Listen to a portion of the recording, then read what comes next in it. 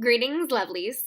Today I'm going to be talking about Once Upon a Time in Wonderland. So I have been waiting for this spinoff for a while now because it's been talked about as being kind of a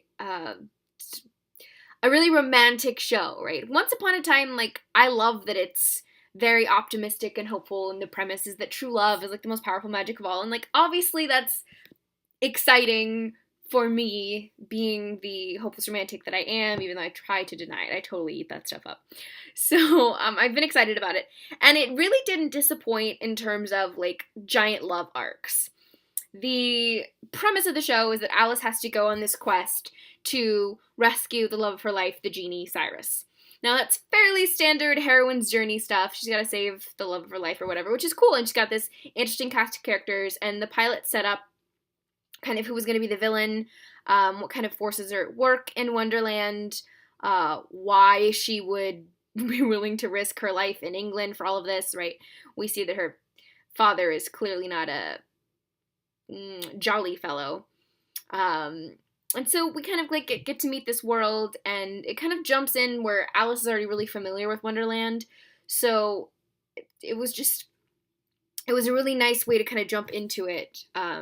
Because it just kind of picks it up, and we don't really know what had happened. It alluded to things that had happened in Wonderland, like mermaids and pirates and adventures that her and the genie went on. So I'm hoping to see that in flashbacks.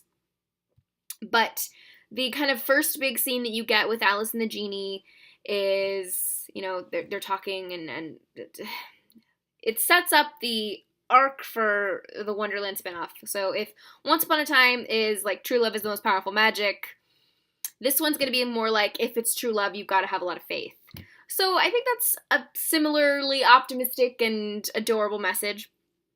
So I'm looking forward to that.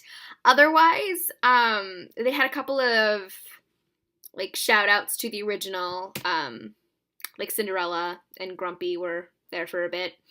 Otherwise, I'm intrigued as to where they're going to go with this.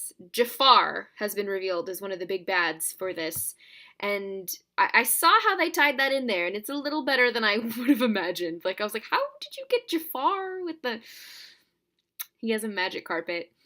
So you kind of have to step back, and you're like, this is a preposterous show.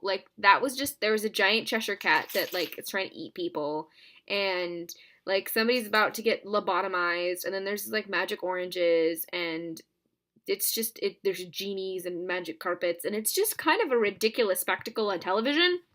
And then it's really, I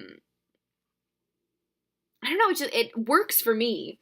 I'm willing to buy it all, because Alice was really likable. She was, elbowing lobotomy technicians within the first couple of minutes, and, they portray her as somebody who can really take care of herself, and that's kind of what attracts the genie to her, and you could see that she's obviously a good candidate for the heroine's journey. So I am looking forward to it. I can't wait for them to really give me the full dose of optimism and faith and true love and all that good stuff, with a dash of hallucinogenic smoke and shape-shifting mushrooms and all that good stuff. Oh, there was a melon lake, and then she made fire, so it was like a s'more.